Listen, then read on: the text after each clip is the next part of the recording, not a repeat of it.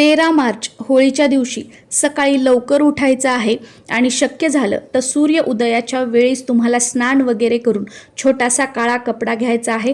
त्या कपड्यामध्ये मुठभर काळे तीळ तुम्हाला टाकायचे आहेत आणि काळ्या धाग्यानेच म्हणजे काळ्या दोऱ्याने गाठ बांधून घ्यायची आहे किंवा त्या कपड्यानेच गाठ बांधायची आहे आणि ही पोटली तुम्हाला दिवसभर तुमच्या खिशामध्ये ठेवायची आहे किंवा महिला असाल तर तुमच्या साडीच्या पदराला बांधायची आहे किंवा तुम्ही जर ड्रेस घालत असाल तर त्या दिवशी स्टोलला किंवा ओढणीला तुम्हाला शरीराला टच होईल या पद्धतीने ठेवायचे आहे। दिवसभर हे आपल्या जवळ ठेवायचं, शरीराला स्पर्श होईल असं।